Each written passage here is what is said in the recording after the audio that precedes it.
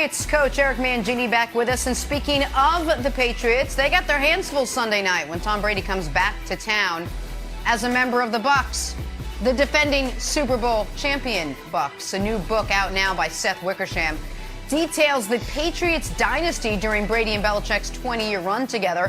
One excerpt said Brady wanted to have a face-to-face meeting with Belichick before officially leaving town, but Bill would not make himself available. Instead, that they could just talk on the phone. Breakups are rough. Looking at you, guy from high school who shall remain nameless but did the same thing to me. Anyway, Belichick was asked about that yesterday. Take a listen. No, that's not true. And I heard a few things about, this book, and sounds like it's a lot of, second, third, and fourth hand comments. So, but I'm not going to get into that. I'm going to focus on this game and try to prepare for the Bucs.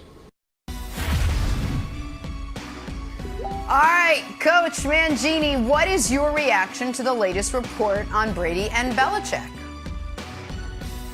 I think it's always interesting. One of the things that has made New England such a great organization for so long is the coldness and the economic efficiency of decision making and the unemotional aspect of decision making. And you look at the guys that have moved on there, whether it's Ty Law, Lawyer Malloy, Vrabel potentially getting traded, Gronkowski potentially getting traded, Willie McGinnis, Drew Bledsoe. I mean, the list goes Seymour. The list goes on, and people who cheer for the team want that, and they appreciate that. And he's often been praised for moving on from players before it's too late. And it's a hard thing to do. And it's not a fun thing to do, but it's a necessary thing to do, and it's a part of the job that Bill does really, really well, and it's served them well for a long time. Now, it doesn't bode well for the people who are going through it, but it doesn't surprise me that that's the case. He cut Bernie Kosar during the middle of the season. Bernie's as close to an icon in Cleveland as you can possibly get, and he made that decision. So when you benefited from it for years and years, it's hard to be surprised by it when it eventually happens to you. All right, Coach, we're having Seth, the author of this book, on tomorrow, and a lot of little excerpts were released. And I normally wouldn't do this, but ever since we added Chris Broussard to the show, award-winning journalist, we now all have to be a little more journalistic. So I have to ask you two questions here, because one of the excerpts alludes to you. The first one is, do you want to comment on what they said allegedly happened 13 years ago between you and Belichick? And the follow-up question, which I would like you to answer, is, when is the last time you kicked somebody's ass? Both of those two, I'd like to know the answer to. Look, there's been so many books written about New England that I haven't read any of them because I lived through it, and all that stuff is ancient history. I haven't really been in that situation in a long time, Nick. But it's one of those things. Okay. Where all right, that's all right. It's not an answer. It's a long That's time fine. in the past. I'm That's just fine. focusing. By the way, I like your chances. I like your chances, Coach. For the record, go ahead, Wilds. But I like Coach's chances. Okay. So, Mike, I'll ask. Here's the thing about sitting down face to face. Everyone's so upset about this.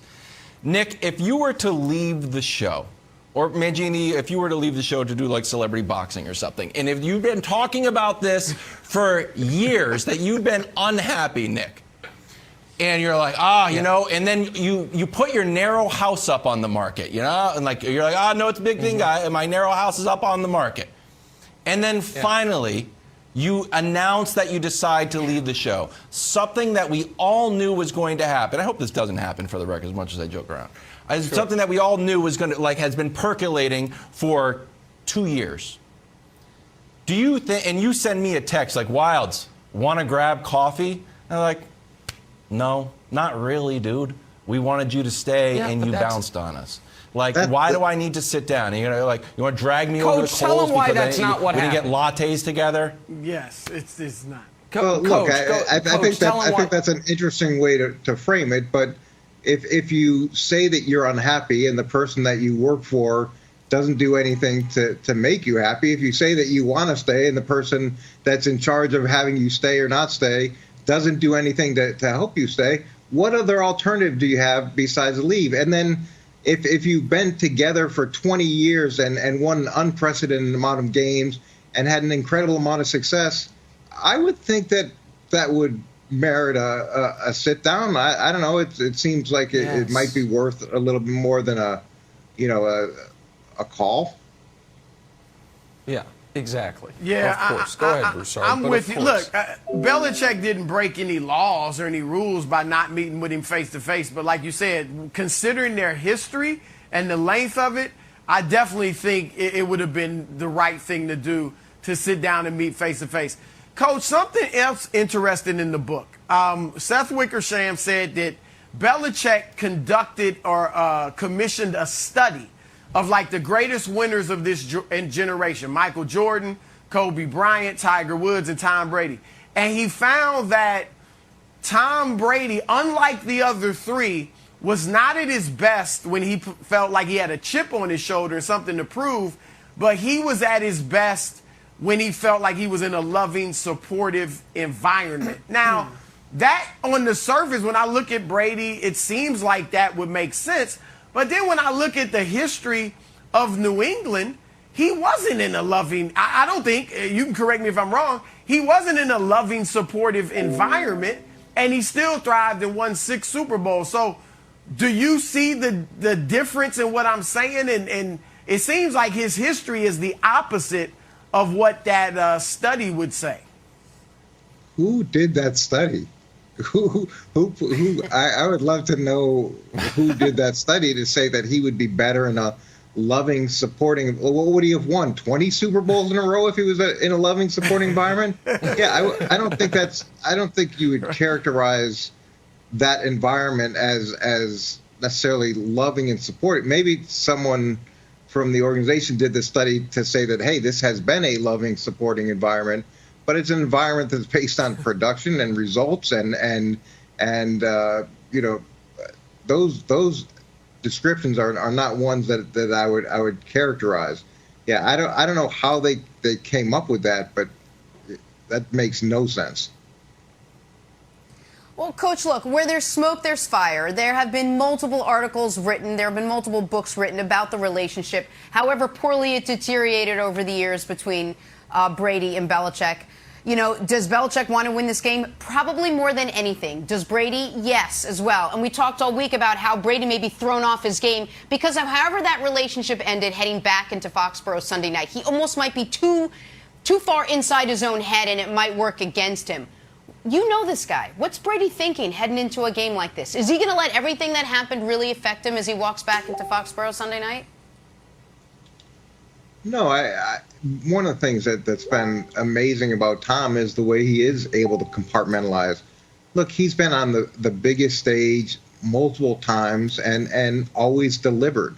And he has an incredible ability to control what he can control and to make sure that when it comes time to play, he's not letting himself be hijacked by emotion. That to me is one of his greatest gifts, is his ability to block those things out and to perform at a level, that's really been unseen. Yeah.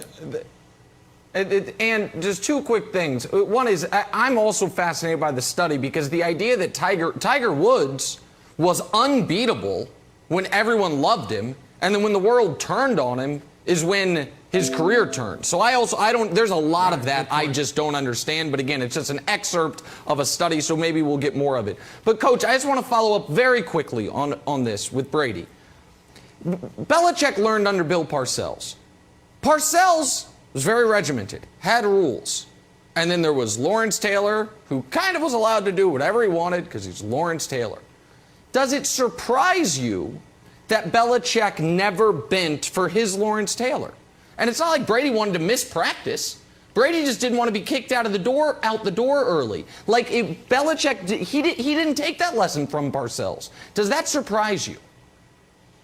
Well, not really. Going through it, on a different level. I started when I was, I think, 23, and then I left when I was 34. So I changed a lot over the course of 10 years, but the relationship, the age difference between myself and Bill, it stayed the same. And we've all been in those situations where when you come into a place as a young guy, that the perception doesn't necessarily change from the people who are above you, and that can be really difficult. And look, Tom was there for 20 years. Tom became a dad. Tom became so many different things. He became middle-aged while he was there, but the relationship stayed the same. And it has to adjust. And I think if there was one player that you were going to adjust for, it would be Tom Brady. Now, that being said, one of the most effective things in the locker room, and you heard it from free agents over and over again, is if Bill can treat Tom that way and coach Tom that way, then of course he can coach me that way. So it also worked in the locker room from that perspective. Well, the author of the book we're talking about, It's Better to Be Feared, is Seth Wickersham. Coach, we're actually going to have him on tomorrow. We're going to get more insight into that relationship between Brady and Belichick, their run in New England. We are looking forward to that. We have to take a turn, talk some basketball. James Harden ready for year 2 in Brooklyn. But will there be a year 3?